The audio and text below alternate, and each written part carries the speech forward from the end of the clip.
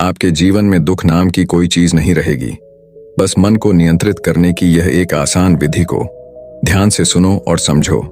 तो चलिए इस विधि को एक कहानी के माध्यम से समझते हैं। दोस्तों, अगर हमारा मन खाली हो जाए तो हम उसमें कुछ ऐसी चीज डाल सकते हैं, कुछ ऐसे विचार डाल सकते हैं जिससे हम अपने मन की बक बक को शांत कर सकते हैं। जो विचारों का सैलाब हमारे मन में चलता रहता है, उन्हें हम बहुत अच्छी तरह रोक सकते हैं। और दोस्तों, अगर एक बार मन की बक बक रुक जाए तो फिर हम मन से जो चाहे वो करवा सकते हैं। इसीलिए अगर आप मन की बक बक को शांत करवाना चाहते हो तो इस कहानी को आखिर तक जरूर सुनिएगा। एक नगर की बात है। उस नगर में एक नौजवान युवक रहता था। उसका नाम विकास था। उसे एक समस्या थी और उसकी समस्या यह थी कि उसका मन हर समय भटकते रहता था। उसके मन में हर समय कोई न कोई नकारात्मक विचार चलते रहते थे। उसके मन की बकबक कभी शांत नहीं होती थी। वो जब भी कुछ सोचकर करता तो कुछ अलग ही कर देता।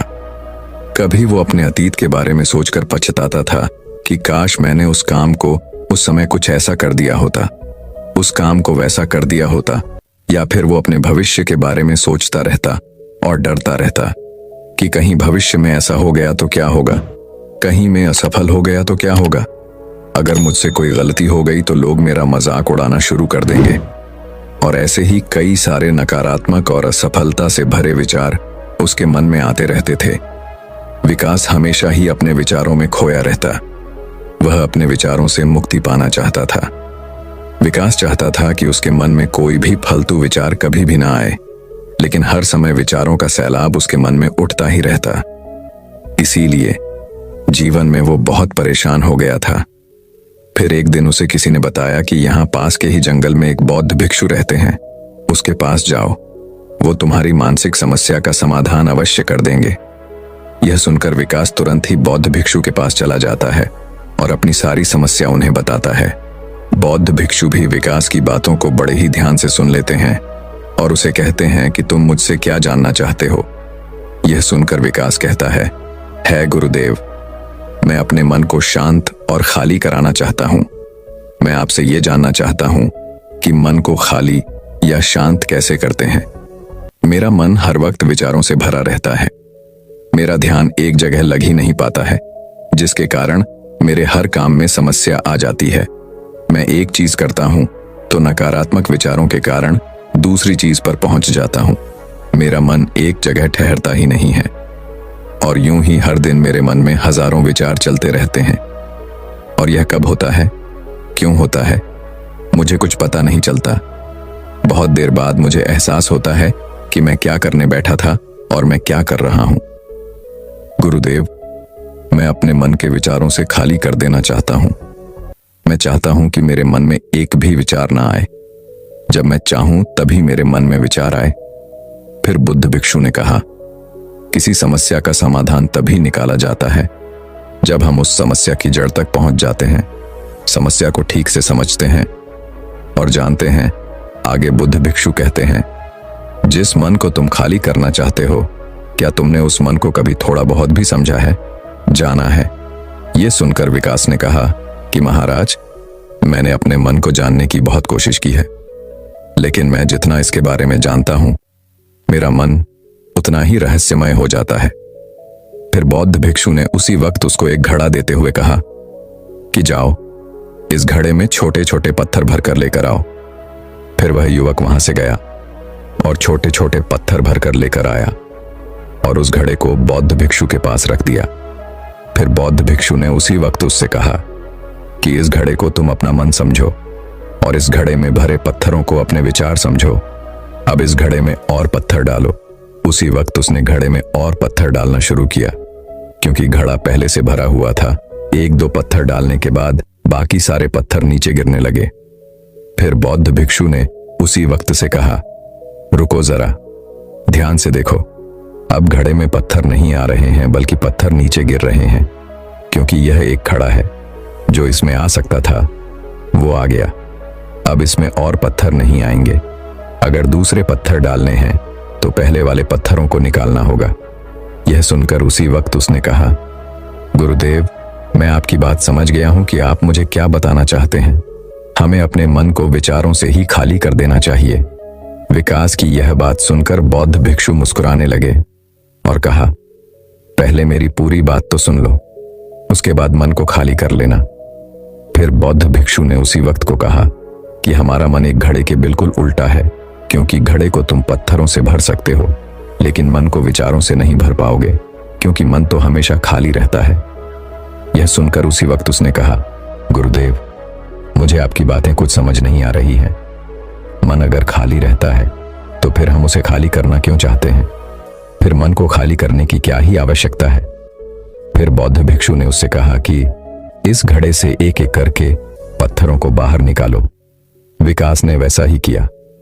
वह घड़े में से एक एक करके पूरे पत्थरों को बाहर निकालता रहा और ऐसा करते करते अंततः घड़ा खाली हो गया। फिर बौद्ध भिक्षु ने उसी वक्त से कहा, देखा तुमने, जब एक एक करके तुमने पत्थरों को बाहर निकाला तो यह घड़ा खाली हो गया। अब तुम इस घड़े में कोई भी पत्थर डाल सकते हो, दूसरे पत्थर डाल सकते हो, या फिर उन्हीं पत्थरों को दोबारा डाल सकते हो। आधा भर सकते हो या फिर पूरा भी भर सकते हो।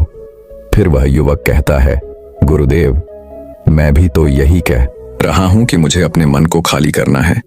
यह तो एक पत्थर है, इसे आसानी से निकाला जा सकता है और घड़े को खाली किया जा सकता है, लेकिन गुरुदेव, मैं अपने मन को खाली कैसे करूं? फिर बौद्ध भिक्षु ने कहा, इस घड़े में एक पत्थर डालो और दो पत्थर निकालो। यह सुनकर उसी वक्त विकास ने कहा, गुरुदेव, यह कैसे हो सकता है? जब इस घड़े में एक पत्थर होगा तो एक ही पत्थर निकलेगा, दो कैसे निकलेंगे? फिर बौद्ध भिक्षु ने उससे कहा, ऐसा नहीं हो सकता है, तो ऐसा करो कि इस घड़े में दो पत्थर डालो और चार निकालो। विकास ने कहा, महाराज, ऐसा कैसे हो सकता है? यह कोई चमत्कारी घड़ा तो है नहीं कि एक डालो तो दो निकल आएंगे, दो डालो तो चार निकल आएंगे। यह सुनकर बौद्ध भिक्षु ने कहा, यह घड़ा तो चमत्कारिक नहीं है, लेकिन तुम्हारा मन तो चमत्कारिक है। उसमें से अगर तुम एक विचार बाहर निकालते हो तो उसके साथ दो विचार आते हैं, और जब तुम उन दो विचारों को पकड़ते हो तो उसके साथ चार विचार निकलते हैं, और फिर ऐसा करते करते विचारों की एक लंबी श्रृंखला बन जाती है और फिर तुम कहीं नहीं रुकते। एक के बाद एक विचारों को पकड़ते जाते हो। यह मिट्टी का घड़ा तो पत्थरों से भर जाएगा, लेकिन तुम्हारा मन कभी नहीं भरता। वह हमेशा खाली है, लेकिन वह खाली नहीं करता। यह इस मन की माया है कि सब कुछ है, लेकिन फिर भी कुछ नहीं। फिर उस युवक ने कहा, गुरुदेव, मैं आपकी बात समझ रहा हूं, लेकिन क्या मैं हमेशा अपने विचारों के जाल में ही फंसा रहूंगा? क्या मन के इस माया जाल से निकलने का कोई रास्ता नहीं है? फिर बौद्ध भिक्षु ने कहा, इस मिट्टी के घड़े में आधे पत्थर भर दो। फिर उसी वक्त विकास ने ऐसा ही किया। फिर बौद्ध भिक्षु ने कहा, अब इन पत्थरों में से कोई एक पत्थर चुनो और उस पत्थर की एक छोटी सी मूर्ति बनाकर मुझे दे दो। मैं जानता हूं कि तुम एक अच्छे कलाकार हो। विकास ने एक पत्थर निकाला और उस पत्थर को बौद्ध भिक्षु के सामने ही तराशने लगा। पत्थर को तराशते वक्त उसे लगा कि यह पत्थर अच्छा नहीं है। फिर उसने दूसरा पत्थर घड़े से निकाला, लेकिन उसे वो पत्थर भी पसंद नहीं आया। फिर उसने तीसरा पत्थर निकाला, लेकिन वो तीसरा पत्थर भी उसे पसंद नहीं आया। उसका रंग अच्छा नहीं था। ऐसा करते करते उसी वक्त उसने सारे ही पत्थरों को बाहर निकाल दिया। उसी वक्त उसको ऐसा करते हुए बौद्ध भिक्षु बड़े ही ध्यान से देख रहे थे। फिर बौद्ध भिक्षु ने उससे कहा कि जो तुमने सबसे पहले पत्थर निकाला था, उस पत्थर को यह समझकर तलाश दो कि इसके बाद तुम्हारे पास कोई और पत्थर नहीं है और यह एक ही पत्थर तुम्हारे पास है। फिर उसी वक्त से, जैसा गुरुदेव ने कहा, उसी एक पत्थर को लेकर तलाशना शुरू किया और उसने उस पत्थर से एक बहुत ही सुंदर मूर्ति बनाई और बौद्ध भिक्षु को भेंट की और बौद्ध भिक्षु से कहा, गुरुदेव, इस पत्थर से इतनी सुंदर मूर्ति बन सकती थी, मैं ये सोच भी नहीं सकता था। उस युवक की बात सुनकर बौद्ध भिक्षु ने कहा कि जब तुम्हारे पास और कोई दूसरा विकल्प नहीं होता है, तब हम उस विकल्प में ही संपूर्ण ऊर्जा लगाते हैं और उसी को सबसे बेहतर बनाते हैं। और जब हमारे पास कई सारे विकल्प होते हैं तो हम पत्थर चुनते भी नहीं और मूर्ति बनती भी नहीं। हमारा मन भी एक विचार के पीछे हजारों विकल्प खोल के रख देता है और एक मुख्य विचार को छोड़कर उन हजारों फालतू के विचारों में उलझकर हम रह जाते हैं। फिर उसी वक्त उसने कहा, गुरुदेव, मैं आपकी बातों को बहुत अच्छे से समझ गया हूं, लेकिन अब मुझे क्या करना चाहिए? कृपया आप मेरा मार्गदर्शन करें। बौद्ध भिक्षु ने उसी वक्त उससे कहा कि मन को खाली करना, साफ करना 1-2 दिन का काम नहीं है, यह बहुत लंबी प्रक्रिया है। तो क्या तुम इसके लिए तैयार हो? वह युवक कहता है, जी गुरुदेव, तैयार हो, चाहे कितनी भी लंबी प्रक्रिया क्यों ना हो। फिर बौद्ध भिक्षु ने उसी वक्त से कहा कि मन को खाली और नकारात्मक विचारों से दूर रखने के 6 तरीके हैं। आओ उन्हें एक एक करके समझते हैं। पहला तरीका है कि ऐसे लोगों का साथ छोड़ दो जो तुम्हें कमजोर, पिछड़ा हुआ, लक्ष्यहीन महसूस कराए।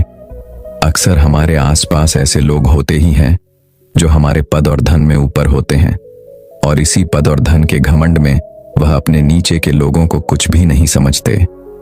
इसलिए ऐसे लोगों के पास रहना ही नहीं चाहिए, और ऐसे लोग अपने से छोटे लोगों को हमेशा यही महसूस कराते हैं कि आप कितने छोटे हैं, और इसीलिए वो छोटे लोग अपने जीवन में कुछ बड़ा हासिल कर ही नहीं सकते। इसके अलावा कई बार हमारे मित्र और घर परिवार के सदस्य भी ऐसे होते हैं जो अक्सर हमें छोटा महसूस कराते हैं, हमें नीचा दिखाने की कोशिश करते हैं, लोगों के सामने हमारा मजाक बनाते हैं। तो ऐसे लोगों से जितना दूर हो सके उतना दूर रहो। ये लोग ऐसे होते हैं कि तुम्हारी नजरों से तुम्हारी गिराना की दूर करके तुम्हें लक्ष्यहीन बनाते हैं, और फिर तुम्हें खुद की काबिलियत पर शक होना शुरू हो जाता है। तुम्हारे अंदर खुद के प्रति नकारात्मक भावनाएं आ जाती हैं, और ये नकारात्मक विचार तुम्हें मानसिक तनाव और चिंता की ओर ले जाते हैं। फिर बौद्ध भिक्षु दूसरा तरीका बताते हुए कहते हैं कि तुम बहुत ही कम और चुनिंदा लोगों को ही अपना मित्र बनाओ। ऐसे लोगों को ही अपना मित्र बनाओ जिससे तुम कुछ सीख सकते हो, जिनकी तुम इज्जत कर सकते हो, जो तुम्हारी भावनाओं को समझ सके, जिनकी सोच तुमसे मेल खाती हो, जो जीवन में तुम्हें आगे बढ़ने में सहायता करे। हमारे जीवन और चरित्र में हमारे माँ बाप के बाद हमारे मित्रों का ही सबसे ज्यादा योगदान होता है। इसीलिए मित्रों का सही होना भी बहुत आवश्यक है। ऐसा कहा भी जाता है, तुम उन 5 लोगों का प्रतिबिंब हो जिनके साथ तुम सबसे ज्यादा वक्त बिताते हो। अगर तुम्हारे आसपास के 5 लोग जिनके साथ तुम सबसे ज्यादा वक्त बिताते हो वे ईमानदार हैं, तो तुम भी धीरे धीरे ईमानदार होना शुरू कर दोगे। और अगर वो 5 लोग अमीर हैं तो तुम भी धीरे धीरे अमीर बनना शुरू कर दोगे। कहने का अर्थ यही है कि तुम वैसा ही बन जाते हो जिस तरह के लोगों के साथ तुम अपना समय व्यतीत करते हो। किसी महान दार्शनिक ने कहा था कि तुम मुझे किसी भी इंसान के मित्रों से मिलवा दो, मैं उसके मित्रों को देखकर उस इंसान का भविष्य बता दूंगा। हमारी सबसे बड़ी समस्या यह है कि हम लोगों को ना नहीं बोल पाते हैं। जिन लोगों के साथ हम रहना पसंद भी नहीं करते हैं, ना चाहते हुए भी हमें उन नकारात्मक लोगों के साथ वक्त बिताना पड़ता है। इसीलिए सबसे पहले हमें अपनी जिंदगी में उन लोगों को ना कहना आना पड़ेगा जिनके साथ रहकर हमें लगता है कि यह हमारी जिंदगी खराब कर रहे हैं। अगर यह हमारी जिंदगी में ना हो तो शायद हम ज्यादा खुश रहेंगे। बौद्ध भिक्षु आगे कहते हैं, तीसरा तरीका है कि तुम कभी भी अपना अतीत नहीं बदल सकते, लेकिन तुम अपना भविष्य अवश्य बदल सकते हो। इसीलिए तुम्हें पूरी तरह से वर्तमान में रहते हुए उन चीजों पर, उन कामों पर ध्यान दो जो तुम्हारे नियंत्रण में हैं, जिन्हें तुम आज कर सकते हो, अभी कर सकते हो। बौद्ध भिक्षु कहते हैं, मेरी एक बात हमेशा याद रखना, केवल वर्तमान में रहकर भविष्य को संवारा जा सकता है, अतीत में रहकर नहीं। इसीलिए वर्तमान में जीने की आदत डालो। चौथा तरीका है कि तुम स्वस्थ और पौष्टिक खाना खाओ। हमारा शरीर ऊर्जा से चलता है, और हम जैसा खाना खाएंगे वैसे ही ऊर्जा हमारे शरीर को मिलेगी। अगर हमारा शरीर स्वस्थ नहीं रहेगा तो हमारा मन स्वस्थ कैसे रहेगा? जब शरीर कमजोर और बीमार रहता है तो मन में कई सारे नकारात्मक विचार आते हैं, और स्वस्थ शरीर में स्वस्थ दिमाग का वास होता है। इसीलिए शरीर को स्वस्थ और मजबूत रखना हमारी जिम्मेदारी है। बौद्ध भिक्षु कहते हैं कि 5वां तरीका यह है कि रोज ध्यान करो। ध्यान करने का सबसे उपयुक्त समय सुबह या फिर रात को सोने से पहले होता है, लेकिन अगर तुम्हें ध्यान में गहरा जाना है तो सबसे उपयुक्त समय रात का ही होता है। रात में सोने से पहले ध्यान करने से नींद में भी सुधार होता है और बहुत गहरी नींद आती है। ध्यान करने के लिए तुम अपनी सांसों पर अपने मन को केंद्रित कर सकते हो, या फिर तुम अपने मन में उठने वाले विचारों पर भी अपना ध्यान केंद्रित कर सकते हो। मन में उठने वाले विचारों पर ध्यान केंद्रित करने से ध्यान करने वालों का ज्यादा फायदा होता है, क्योंकि इसमें आसानी से गहरे ध्यान में उतरा जा सकता है। अगर तुम ध्यान नहीं कर सकते हो तो रोज खुद के साथ अकेले में वक्त बिताओ, खुद के व्यवहार को समझो, देखने की कोशिश करो कि मन में किस तरह के विचार उठ रहे हैं और क्यों उठ रहे हैं। बौद्ध भिक्षु आगे बताते हुए कहते हैं, छठा तरीका है कि तुम नए नए जगह घूमने जा सकते हो, क्योंकि एक पुरानी कहावत है कि एक लंबी यात्रा आपको 100 किताबों के बराबर ज्ञान देती है। गौतम बुद्ध अपने जीवन काल में 9 महीने लगातार घूम रहे थे। उनके भ्रमण करने का यही कारण था कि नए नए जगह जाने से ज्ञान की प्राप्ति के साथ साथ मन को एक नयापन भी प्राप्त होता है। नई जगह घूमने जाने पर हमारा मन उत्साहित रहता है। फिर बहुत भिक्षु कहते हैं, मन के जाल में कभी मत फंसो, मन को खाली करने की कोशिश मत करो, जीवन में ध्यान करना सीखो, अपने ध्यान को केंद्रित करो, अपने ध्यान में एकाग्रता लाओ और जीवन में जो कर रहे हो उसे पूरी मेहनत के साथ अंतिम काम समझकर करो। उस काम को ऐसे करो कि उसके बाद तुम्हें और कुछ नहीं करना है, और जब फिर दूसरे विचार पर कार्य करो तो बस उसी पर कार्य करो, किसी तीसरे विचार पर नहीं। मन के माया जाल से निकलना इतना आसान नहीं, लेकिन ध्यान करने से सब कुछ पाया जा सकता है। दोस्तों, आशा करते हैं आज के इस कहानी से आपने जरूर कुछ न कुछ मूल्यवान सीखा होगा। तो दर्शकों, चलिए अब इस विषय पर अगली कहानी की शुरुआत करते हैं। नमस्कार दोस्तों, कभी कभी यूं ही बेवजह किसी बात को लेकर हमारे मन में फिजूल तरह तरह के सवाल उठने लगते हैं। अगर कभी कोई हमें कुछ बात कह देता है तो वह बात हमारे मन में बार बार घूमती रहती है और उस बात को लेकर हम अक्सर बहुत तनाव में आ जाते हैं, और इस वजह से हमारी सेहत पर इसका बहुत बुरा असर पड़ता है। तो इस बेवजह उठ रहे सवालों को कैसे हम शांत कर सकते हैं, बेचैनी को कैसे शांत कर सकते हैं, और हम इस तनाव से बाहर कैसे निकल सकते हैं, इस कहानी में मैं आपको गौतम बुद्ध की ऐसी 4 आदतों के बारे में बताने वाला हूं, जिससे आप अपने जीवन में अपनाकर उस तनाव से बाहर निकल जाएंगे और अच्छे कामों में अपना जीवन व्यतीत कर एक अच्छी जिंदगी जी सकते हैं। यहाँ पर बताई गई यह 4 आदतें आपकी पूरी जिंदगी को बदल सकती हैं। अगर आप इन 4 आदतों को अपने जीवन में अपना लेते हैं तो फिर आप अपने जीवन को एक खुशहाल जिंदगी में बदल देंगे, और फिर आपका मन कभी भी बेचैन नहीं होगा, ना ही उदास रहेगा और ना ही बेफजूल के कामों में व्यस्त रहेगा। तो आइए इस कहानी को शुरू करते हैं। एक बार एक बौद्ध भिक्षु किसी पेड़ के नीचे ध्यान कर रहा था। तभी एक राजकुमार उस भिक्षु के पास आता है और उनसे कहता है, हे महोदय, आप हमेशा कहते रहते हैं कि ध्यान करो, लेकिन मेरे लिए ध्यान करना तो दूर की बात है। मैं कुछ समय के लिए अपनी आंखें बंद करके शांति से भी नहीं बैठ पाता हूं। मेरा मन इतना बेचैन है कि ये हर समय कुछ न कुछ सोचता रहता है। मैं जब भी ध्यान करने बैठता हूं तो मेरे अंदर विचारों का तूफान आने लगता है, लोगों के बारे में सोचकर, अपने जीवन की बीती घटनाओं के बारे में और अपने भविष्य के बारे में, और ऐसी ही ना जाने कितने सारे अजीबोगरीब विचार लगातार मेरे मन में आते रहते हैं। मैं इन्हें रोकने की बहुत कोशिश करता हूं, लेकिन जब मैं इन्हें रोकने के लिए ध्यान करने की कोशिश करता हूं तो मेरा मन अशांत होने लगता है और फालतू की बातें मन में उठने लगती हैं, तो मैं ध्यान को तोड़कर बैठ जाता हूं। इतनी बातें कहने के बाद वह उस बौद्ध भिक्षु की ओर देखता है और कहता है, महोदय, कृपा करके आप मेरी इस समस्या का कोई समाधान बताएं। यह सुनकर भिक्षु ने कहा, मैं क्या समाधान बता सकता हूं? सोचो, तुम्हारा ही मन है, लेकिन यह तुम्हें कुछ देर तक आंख बंद करके बैठने भी नहीं देता है। तुमने अपने इस मन को कितना आजाद कर रखा है? राजकुमार ने कहा, महोदय, मैंने बहुत सोचा, लेकिन मुझे अपनी समस्या का कोई समाधान समझ नहीं आया, इसीलिए मैं आपकी शरण में आया हूं। अब आप ही कोई रास्ता दिखाइए। वृक्षों ने कुछ देर तक राजकुमार के चेहरे की तरफ बड़े ध्यान से देखा और फिर कहा, ठीक है, मैं तुम्हें अपने स्वामी गौतम बुद्ध की बताई गई 4 आदत के बारे में बताऊंगा। अगर तुम ये 4 आदतें छोड़ दोगे तो फिर तुम्हारा मन लगने लगेगा और तुम्हें कभी भी बेचैनी नहीं होगी। राजकुमार पूरे ध्यान लगाकर उस बौद्ध भिक्षु की बातें सुनने लगा। भिक्षु ने कहा, पहली आदत यह है कि दूसरों के मन को पढ़ना छोड़ दो। तुम और तुम्हारे जैसे ज्यादातर लोग यही गलती करते हैं कि वो दूसरों के मन की बातों को पढ़ने का प्रयास करते हैं, जैसे कि अच्छा सामने वाला मेरे बारे में ऐसा सोच रहा है, और यही एक आदत तुम्हें सबसे ज्यादा बेचैन और परेशान करती है। ज्यादातर समय पर लोग दूसरों के मन की बातों को गलत और नकारात्मक तरीके से ही पढ़ते हैं। जैसे कि लोग अक्सर सोचते हैं कि दूसरे लोग उनकी तरक्की से जलते हैं, उसे नीचा दिखाना चाहते हैं, उसे पसंद नहीं करते, उसकी मदद नहीं करना चाहते, और ऐसी ही ना जाने कितनी सारी नकारात्मक बातें यह लोग दूसरों के प्रति अपने अंदर बैठा लेते हैं।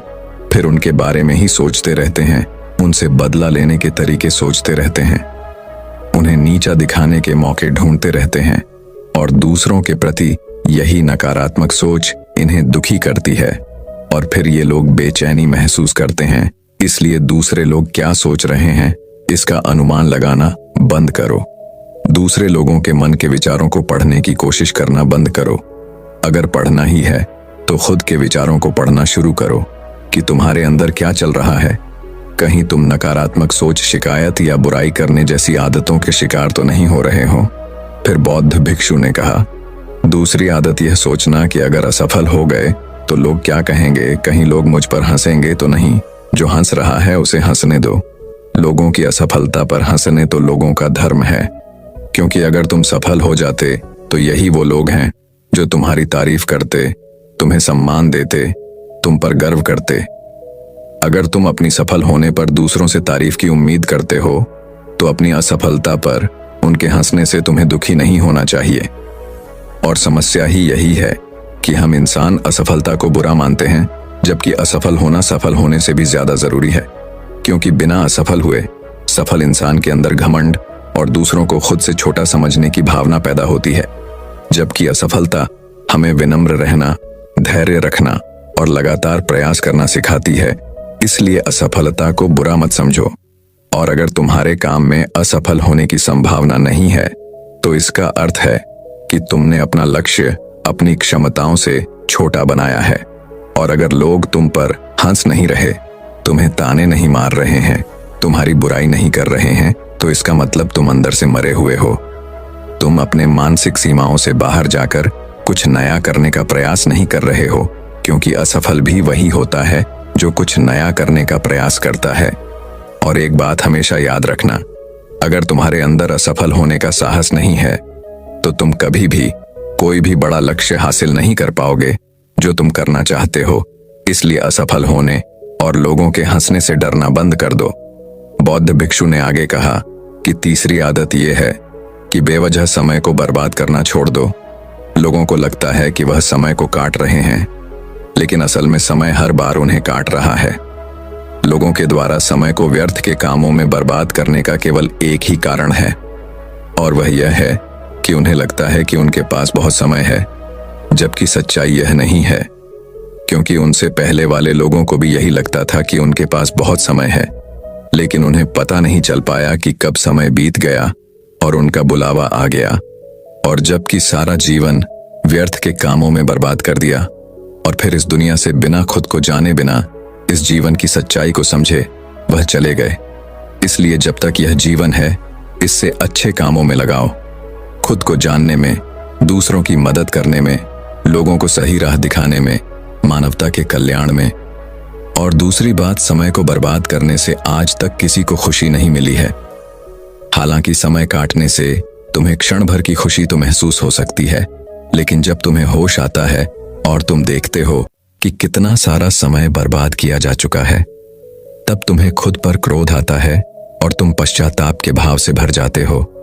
और फिर यही पश्चाताप का भाव तुम्हारे अंदर तनाव पैदा करता है और तुम बेचैन हो जाते हो और लगातार अपनी उस गलती के बारे में सोचते रहते हो। फिर तुम्हारा किसी भी काम में मन नहीं लगता और तुम उदास रहने लगते हो, और यह चक्र लगातार चलता रहता है, जिसकी शुरुआत हुई थी समय को काटने से। इसीलिए समय को काटना बंद करो और वह करना शुरू करो जो जरूरी है।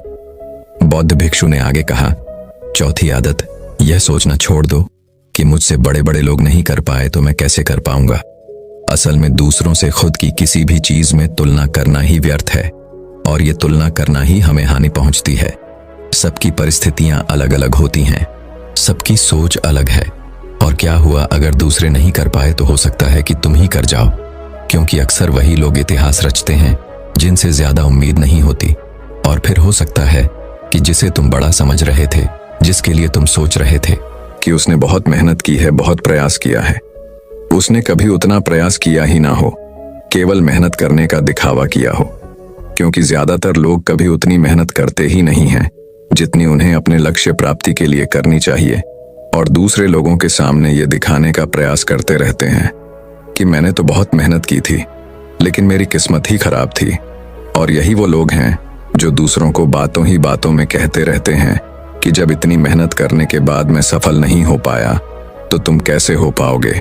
लेकिन अंदर ही अंदर यह इस बात को जानते हैं कि उन्होंने कभी उतनी कोशिश नहीं की थी जितनी उन्हें करनी चाहिए थी। ये बस दूसरों की नजरों में अपनी इज्जत बचाने के लिए और इस डर से कि कहीं दूसरा व्यक्ति इनसे आगे ना निकल जाए, यह अपने अधूरे प्रयास से घबराते रहते हैं और दूसरों को डराते रहते हैं कि जब मैं नहीं कर पाया तो तुम कैसे कर पाओगे।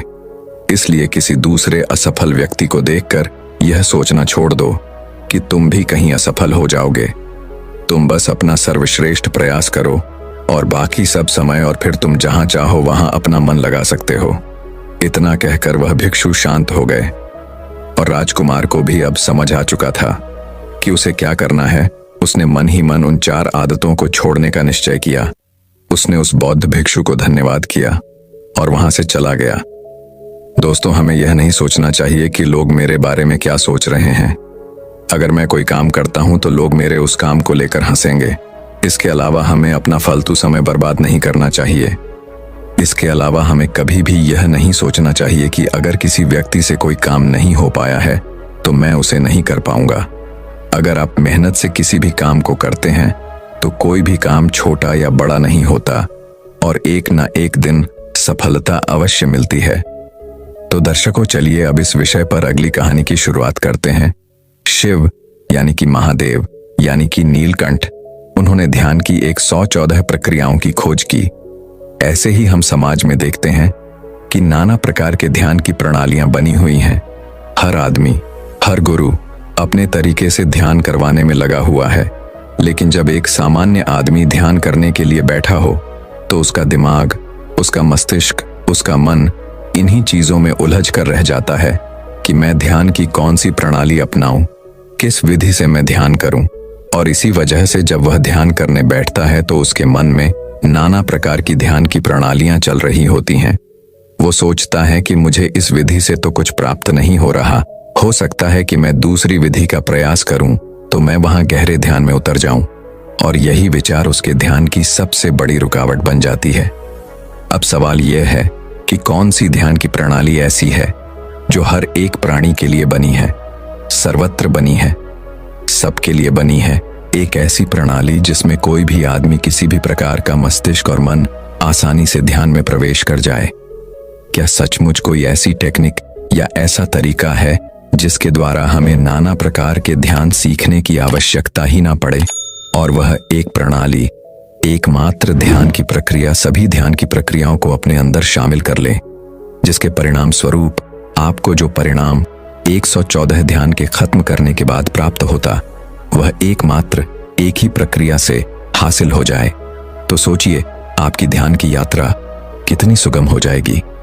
आज की जो बौद्ध कहानी मैं आपको सुनाने वाला हूं उसमें आपको ध्यान की एक ऐसी प्रक्रिया पता चलेगी जो बहुत ही सरल है और जो सबके लिए समान रूप से लाभकारी है। इससे पहले कि आप इस कहानी में खो जाएं, इस चैनल को सब्सक्राइब जरूर कर लें। तो चलिए कहानी शुरू करते हैं।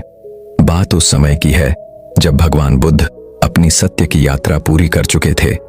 उन्हें आत्मज्ञान प्राप्त हो चुका था और उसके बाद उन्होंने अपने सारे शिष्यों को अलग अलग दिशाओं में भेजकर आम लोगों के बीच ध्यान की प्रक्रियाएं समझाने के लिए उन्हें जनसाधारण के बीच भेज दिया। इनमें से बहुत से भिक्षु अलग अलग दिशाओं में जाकर, अलग अलग गांवों में जाकर लोगों को ध्यान के बारे में जागरूक करने लगे। वो कुछ दिन उस गांव में ठहरे, उस गांव के लोगों को ध्यान की प्रक्रियाओं के बारे में समझा दें और कुछ दिन उन्हें ध्यान करवाने के बाद वो अगले गांव में चले जाते। एक दिन एक बौद्ध भिक्षु एक गांव के लोगों को ध्यान के बारे में उपदेश दे रहे थे।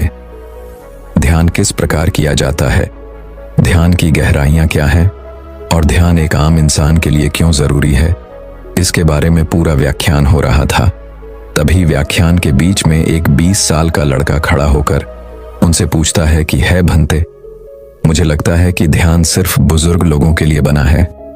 जो मेरी उम्र के लोग हैं, जो युवा हैं, जिन्हें जीवन में अभी कुछ हासिल करना है, उन्हें ध्यान करने से क्या प्राप्त होगा? ध्यान तो एक कोने में चुपचाप बैठकर किया जाता है, उसमें तो कुछ किया ही नहीं जाता, तो फिर युवाओं के लिए इसका क्या फायदा? और अगर देश का युवा योगदान करने के लिए कोने में घंटों तक बैठ गया तो वह देश की प्रगति में कैसे अपना हिस्सा देगा? क्या उसका जीवन व्यर्थ नहीं हो जाएगा? सिर्फ ध्यान में बैठे रहो, कुछ काम धाम करने की जरूरत है नहीं। सवाल बड़ा ही तार्किक था। आप लोगों के मन में भी ऐसा सवाल उठता तो जरूर होगा, लेकिन इसका जवाब क्या है? बात सही है कि अगर आज आप अपनी युवावस्था में ध्यान की प्रक्रियाओं में जुड़ जाते हैं, ध्यान करने लग जाते हैं, घंटों ध्यान में बैठे रहते हैं, तो घर की व्यवस्था कैसे चलेगी? क्योंकि युवा को तो घर से बाहर निकलकर कमाना ही पड़ेगा अगर अपने परिवार का भरण पोषण करना है। तो एक युवा किस प्रकार ध्यान की प्रणालियों का अभ्यास करते हुए अपना काम सुचारू रूप से जारी रख सकता है? यह सुनकर वह बौद्ध भिक्षु मुस्कुराते हुए बोला कि है भंते, ध्यान का मतलब कोने में आंख बंद करके बैठ जाना नहीं होता है। आप ध्यान का गलत मतलब समझ रहे हैं। ध्यान का मतलब होता है होश, जागरूकता। किसी भी काम को करने के लिए आप कितने मौजूद हैं, वही ध्यान का पैमाना है और उसी से आपकी जागरूकता, आपकी जीवंतता नापी जाती है। जरा सोचिए, आप किसी भी काम को सोए सोए भी कर सकते हैं।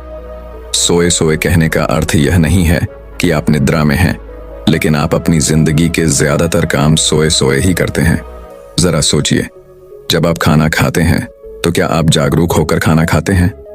नहीं, आपका ध्यान, आपका मस्तिष्क, आपका मन किसी दूसरे विचारों में भटक रहा होता है और आपकी जुबान और आपका मुंह यहां पर खाना खाने के लिए चल रहा होता है। यह उसी भांति होता है जिस प्रकार किसी यंत्र में चाबी भर दी गई हो और वो यंत्र अपना काम करते रहे। उसके लिए उसे कुछ सोचने की जरूरत नहीं है, उसके लिए उसे वहां पर मौजूद होने की जरूरत नहीं है, क्योंकि उसमें चाबी भरी जा चुकी है। और इसी प्रकार हम अपने जीवन के अधिकतर काम करते हैं। हम जागरूक होकर नहीं करते, हम एक यंत्र की भांति सोए सोए सारा काम करते रहते हैं। लेकिन अगर आपको परमानंद का स्वाद चखना है, आपको प्रकृति में छुपी हुई उस दिव्य सत्ता को पहचानना है, उस परमात्मा की मौजूदगी का एहसास लेना है, तो आपको यंत्र ना बनते हुए एक जागरूक आदमी बनना होगा। जागरूक होकर अपना काम करना होगा, क्योंकि आप जब जागेंगे तभी तो आप अपनी खुली आंखों से उस दिव्य सत्ता को पहचान पाएंगे। कुछ लोग ध्यान को अपना फर्ज समझकर करते हैं। इस प्रकार के लोग नित्य ध्यान में बैठते हैं। उन्हें लगता है कि एक सीमित समय तक ध्यान में बैठने के बाद उनकी ध्यान की प्रक्रिया समाप्त हो गई, अब वह पूरा दिन आराम से जी सकते हैं। जैसे कि कुछ लोग सुबह ध्यान करते हैं और कुछ लोग शाम को ध्यान करते हैं, और जब वो लोग अपना ध्यान पूरा कर लेते हैं तो फिर से संसार में घुल जाते हैं। उन्हें लगता है कि वो 1 घंटे का ध्यान ही उनके लिए काफी होता है। और दूसरे प्रकार के लोग होते हैं जिन्हें लगता है कि ध्यान करने की कोई आवश्यकता ही नहीं होती है, अपने हर काम को ध्यान से करो और वही ध्यान बन जाता है। लेकिन समझने की बात है यहाँ पर कि दोनों ही लोग कहीं ना कहीं उल्टी दिशा में चले जा रहे हैं। ध्यान किस प्रकार किया जाता है? आखिर जब हम बैठते हैं अपनी आंखें बंद करके, तो हमें क्या हासिल होता है, उससे क्या मिलता है? जब आप अपनी आंखें बंद करके किसी भी प्रकार का ध्यान लगाते हैं, सांसों का ध्यान हो सकता है, तीसरे नेत्र का ध्यान हो सकता है, कुंडलिनी ध्यान हो सकता है। ध्यान कई प्रकार के हैं, लेकिन जब आप ध्यान करने के लिए बैठते हैं तो आपके अंदर क्या परिवर्तन होते हैं? जरा सोचिए, आप अपनी सांसों पर ध्यान लगाना शुरू करते हैं। आप अपनी सांसों को निरंतर देख रहे हैं, वह किस नाक से आ रही है, किस नाक से जा रही है, नाक के कौन से कोने से टकरा रही है। आप यह एक दृष्टा की भांति देख रहे हैं। इससे आपके अंदर क्या परिवर्तन होंगे? सबसे बड़ा परिवर्तन जो होगा वो यह कि आप जागरूक बनेंगे, आप संवेदनशील बनेंगे। जरा सोचिए कि आपकी सांसें वर्तमान में चल रही हैं, और जब आप अपना ध्यान सांसों पर लगाना चालू करते हैं तो आप कहीं ना कहीं अपने अतीत और अपने भविष्य से कटकर वर्तमान में आ जाते हैं। और जब आप बारीकी से एक दृष्टा की भांति अपनी सांसों को देखते हैं तो कहीं ना कहीं आपकी जागरूकता, आपका होश, चीजों को देखने का आपका नजरिया, आपकी दृष्टि और भी बारीक बन जाती है। आप और भी ज्यादा जागरूक हो जाते हैं, और भी ज्यादा होश में आने लगते हैं। लेकिन वो ध्यान या वो होश तभी कारगर साबित होगा जब आप दिन में कोई भी काम करते वक्त अपनी वह जागरूकता, वह होश जो आपने 1 घंटे प्राप्त करके हासिल किया है उसे बरकरार रख पाएं। हर काम को होश में जागरूक होकर कर पाएं। तभी वो 1 घंटे ध्यान करने का परिणाम आपको हासिल होगा। लेकिन अधिकतर लोग क्या करते हैं, वो 1 घंटा ध्यान में बैठते हैं और उसके बाद उसी पुराने ढर्रे से अपना जीवन जीते हैं, उसी प्रकार कार्य करते हैं, सोए सोए एक यंत्र की भांति ही कार्य करते रहते हैं। लेकिन वही काम वो जागरूक होकर होश में भी कर सकते हैं। इसीलिए जब भी आप बैठकर कोई ध्यान करते हैं तो वही ध्यान, वही होश आपके पूरे दिन को संचालित करना चाहिए। हर काम को पूर्ण रूप से शामिल होकर करें। यह नहीं कि आपके विचार कहीं हैं और आप एक यंत्र की भांति उस काम पर लगे हुए हैं। तो इस प्रकार के ध्यान का क्या मतलब रह जाता है? ध्यान का मतलब होता है आपको संगठित करना, आपको सम्मिलित करना। जब आपके शरीर का रोम रोम किसी काम में शामिल हो जाए, सम्मिलित हो जाए, तो वही काम आपके लिए ध्यान बन जाता है। इसीलिए जागरूक होकर किसी काम को पूरे सम्मिलित होकर कीजिए, पूरा रोम रोम लगा दीजिए, उस काम में रम जाइए। उसके बाद आप निर्विचार के भाव को भी अनुभव कर पाएंगे। निर्विचार यानी कि मस्तिष्क में कोई भी विचार नहीं, किसी प्रकार का, ना अतीत का ना भविष्य का। बस आप उसी काम में लगे हुए हैं और उस काम को वर्तमान में करते हुए आपके दिमाग में विचार नहीं तोड़ेंगे। आपका दिमाग निर्विचार हो जाएगा, एकदम शुद्ध हो जाएगा, एकदम शांत हो जाएगा। और उस वक्त, उस क्षण, उस पल आप ध्यान के बारे में समझ पाओगे, आप ध्यान की अनुभूति ले पाओगे, आप ध्यान का रस कर पाओगे। तब आपको पता चलेगा कि ध्यान क्या है और ध्यान में कितना आनंद है। जब आप किसी काम को निरंतर बिना विचारों के करते हैं तो आप ध्यान में ही होते हैं। और जब आप काम पूरा कर लेते हैं, खत्म कर लेते हैं, तो आपको एहसास होता है कि मैं इतनी देर से ये काम कर रहा था, मुझे तो लगता है कि मैंने ये काम अभी अभी शुरू किया था। मतलब आपको उस काम से कोई थकान नहीं होगी, आपको ऊब पैदा नहीं होगी, बल्कि वही काम आपके लिए आनंद बन जाएगा। पर याद रहे, जब भी हम कोई ध्यान बैठकर करते हैं, आंखें बंद करके करते हैं, तो हमें उसमें कोई प्रयास नहीं करना है अपनी सांसों पर ध्यान लगाने का या अपने विचारों को हटाने का। आपको केवल दृष्टा मात्र बनना है। देखने वाला बंदा है कि हमारी सांसें कहां से आ रही है, कहां को जा रही है, नाक के कौन से कोने से टकरा रही है। अधिकतर लोग ध्यान में संघर्ष करने लगते हैं। संघर्ष किस बात का? अपने विचारों को खाली करने का, अपना ध्यान एक ही केंद्र पर केंद्रित करने का। और उसी वजह से हमारे अंदर विरोधाभास पैदा होने लगता है। हमारा मन कहीं जा रहा है, लेकिन हम उसे खींचकर वापस उसी जगह पर लाना चाहते हैं, जिसकी वजह से एक खिंचाव, एक तनाव पैदा होता है मन में, जो हमें ध्यान में जाने से रोकता है। इसीलिए हमें दृष्टा मात्र बनना है, साक्षी मात्र बनना है हर उस चीज का जो हमारे आसपास, हमारे अंदर घटित हो रही है। एक सूत्र जो आपको ध्यान में और भी गहरे लेकर जाएगा, वो आपको बता रहा हूं। जब आप सांस अपने अंदर लेते हैं तो अनुभव कीजिए, महसूस कीजिए कि आप हर प्राणी मात्र का, पूरे संसार का दुख अपने अंदर ले रहे हैं, अपने अंदर समाहित कर रहे हैं। और जब आप अपनी सांसें बाहर छोड़ते हैं तो अनुभव कीजिए, महसूस कीजिए कि आप अपने अंदर की सारी खुशी, सारा आनंद इस संसार को दे रहे हैं, इस संसार पर बिखेर रहे हैं। इससे क्या होगा कि आपके मन के अंदर, आपके हृदय के अंदर एक करुणा का उदय होगा। और करुणा में हृदय ही परमात्मा के सबसे करीब होता है।